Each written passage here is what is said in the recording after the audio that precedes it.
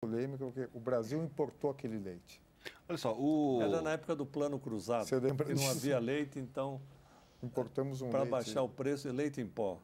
O André Rodini, lá de Ribeirão Preto, ele manda algumas considerações, especialmente relativas à construção de usinas de energia nuclear no Nordeste. Ele fala o seguinte: a região é uma das maiores incidências de hora de sol por dia no mundo. Em seguida, ele fala lá da região dele, que é Ribeirão Preto. Ele fala que lá tem muita queima de bagaço de cana em usinas termoelétricas, que é a matéria-prima mais abundante lá. Não devemos usar as matérias-primas que nos dão maior competitividade, que estão disponíveis? Quem responde? Eu acho que, de fato, ele mencionou o Nordeste.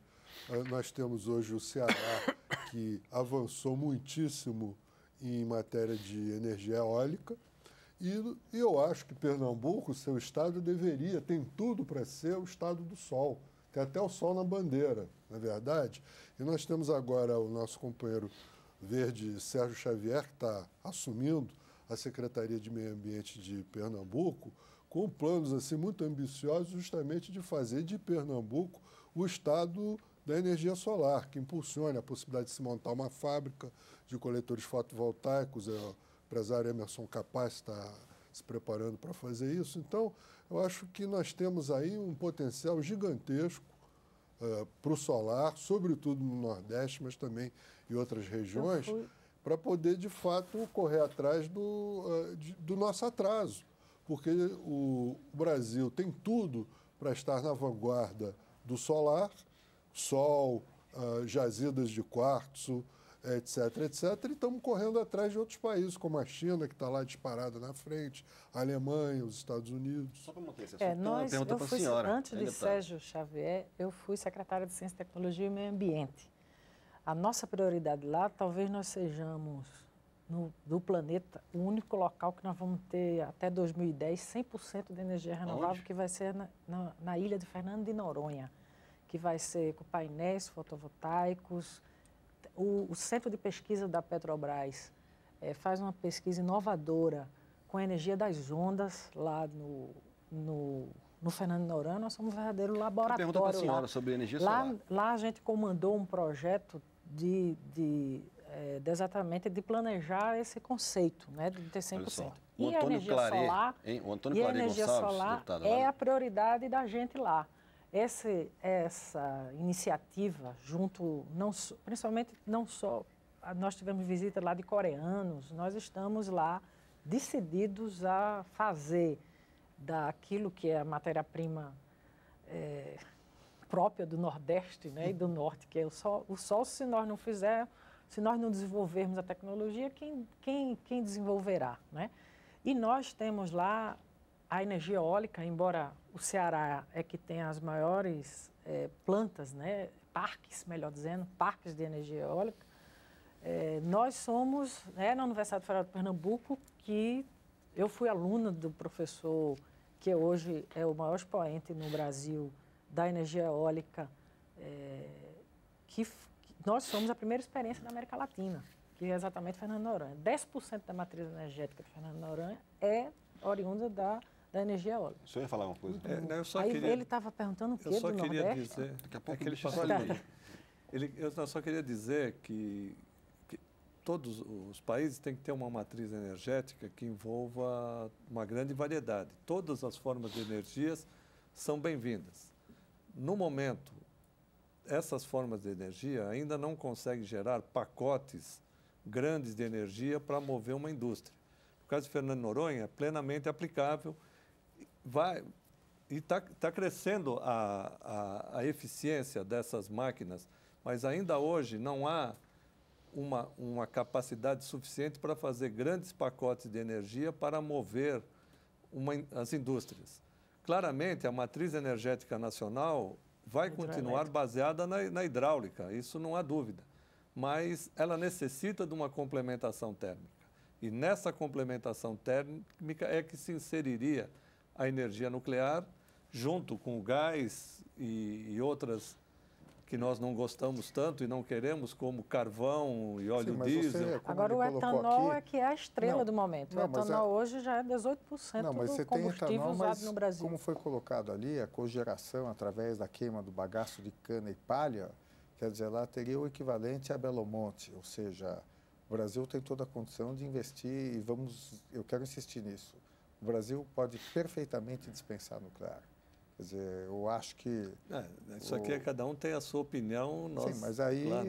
tudo bem, só que a opinião é de gente séria, como o Goldenberg e outras pessoas. Além de que eu quero insistir, eu acho que a questão não é produzir energia. Acho que a questão aqui é uma questão de cidadania, do risco. Eu quero insistir muito com isso, do risco. Veja, quero insistir no caso do Japão. Quer dizer, ninguém imaginava, quer dizer, o governo japonês não conseguiu até o momento resolver o problema ali dos reatores, quer dizer, o reator houve a possibilidade do vapor radioativo, há o risco da fissão ali daquele material, das varetas, não é isso? Quer dizer, e o que o acidente do Japão está demonstrando, que a humanidade não foi capaz até o momento de controlar os reatores nucleares e o Japão vai pagar muito caro toda aquela população. E eu até quero insistir, quer dizer, o governo japonês, até perguntar para o Vilas, o governo japonês, segundo os dados aí, conseguiu evacuar 150 mil pessoas, não é isso? No raio de 30 quilômetros. 190 mil. No raio de quanto? 30 quilômetros? No raio de 30 Quer quilômetros. dizer, eu queria ver, no caso de Angra, se o governo brasileiro tem capacidade Isso que eu ia de perguntar para o fazer deputado essa... Serquis, que era do estado do país Rio. com uma tradição de defesa civil que é incomparavelmente superior à nossa. Mas, infelizmente, as enchentes recentes demonstram que ainda estamos muito atrasados em matéria de defesa civil, em matéria de alerta. Por exemplo, população lá de Angra dos Reis. Existe algum tipo de treinamento, preparo para um eventual caso de acidente? É uma região turística? Será que existe alguma uma simulação, por exemplo? Um dos fundamentos da defesa civil em países que têm esse tipo de risco de terremoto, risco de acidente, são treinamentos, né? Então, uma das coisas que no Japão acontecem com frequência é treinamento em relação a terremoto. O problema é que dessa vez foi um terremoto seguido de um tsunami absolutamente fora de qualquer coisa que já tenha acontecido. Mas é um povo com uma experiência e um preparo em relação a esse tipo de acidente que incomparavelmente é superior ao nosso. Então, de fato, isso é uma preocupação. E também vou levantar uma outra questão, já que mencionei um pouco antes a lei de Murphy. Mais dia, menos dia, em alguma dessas centenas de reatores nucleares que existem pelo mundo afora, vai acontecer, certamente, nas próximas décadas, uma situação de um comando terrorista, suicida, umas 30 pessoas altamente armadas, com explosivos e tudo, que vão tomar um reator desse de assalto em algum país desses por aí, talvez uma ex-república soviética ou algo que o valha, e vão simplesmente explodir a proteção de concreto do reator e provocar uma fusão. Isso é um tipo de coisa plausível de acontecer para quem acompanhou os episódios terroristas que aconteceram, sobretudo aqueles provocados pelo terrorismo suicida, né, islâmico aí pelo mundo afora. Então, se houve o 11 de setembro, os Estados Unidos tomaram de assalto 4 aviões de passageiros e fizeram um atentado kamikaze contra uma cidade.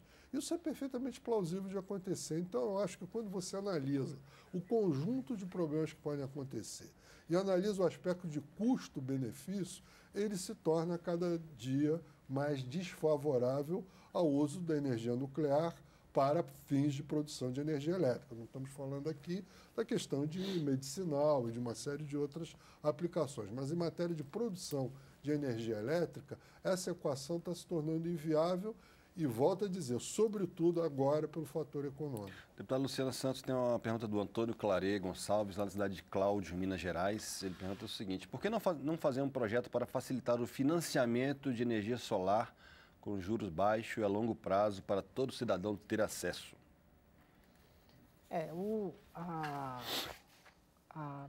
Na época, a presidenta Dilma era ministra de Minas e Energia e foi exatamente o modelo de geração de energia que possibilitou o financiamento do parque eólico, né, o parque eólico que nós inauguramos recentemente em Gravatá, na cidade de Pernambuco, é fruto dessa decisão política de abrir linhas de financiamento que a própria Eletronuclear compra para botar diretamente na rede, e há também linha de financiamento para a energia solar também. Só rapidinho, só porque a gente está chegando no final do programa, doutor Laércio, o governo alemão fechou algumas usinas nucleares depois do acidente lá de Fukushima. São todas usinas com mais de 30 anos, mais ou menos. Dá para fazer um paralelo entre essas usinas em Angra 2 e Angra 3, que são também mais ou menos da mesma época, frutos também feitos com tecnologia alemã? Essas usinas são um pouco mais antigas e a decisão de fechar foi muito mais uma decisão política e emocional do que uma decisão técnica.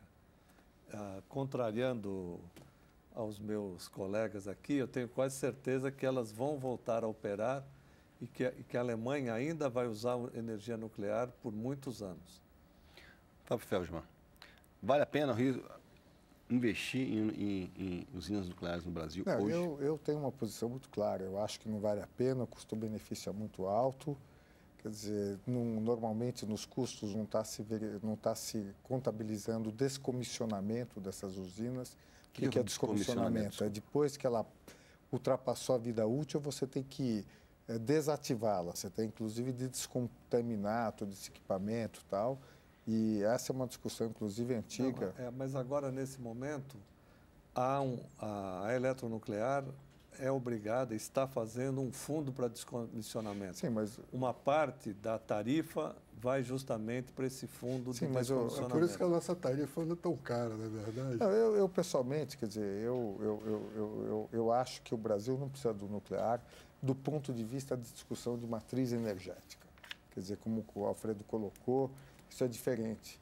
Agora, eu acho que o contexto de discussão das usinas nucleares no Brasil tem que ser modificado e quero, na Casa do Povo, aqui na Câmara dos Deputados, dizer que eu acho que o Congresso Nacional tem que assumir o que a Constituição determina, que o Congresso Nacional, daí a Câmara e o Senado, enfim, se preparem para essa discussão, que eu acho que é aqui o local certo, e que se cumpra a Constituição, inclusive em relação à Angra 3, que passe uma lei no Congresso Nacional autorizando a instalação daquele reator, e mesmo se houver, eu não acredito que venha a acontecer, mas se houver a ideia de se colocar no Nordeste ou no Sudeste, que haja uma lei que preveja e autorize a instalação desses reatores. Bom, com isso, a Expressão Nacional de hoje fica por aqui. As perguntas que não puderam ser respondidas serão encaminhadas aos nossos convidados. Agradeço a todos vocês pela presença, agradeço a você pela audiência. A gente se vê na semana que vem. Até lá.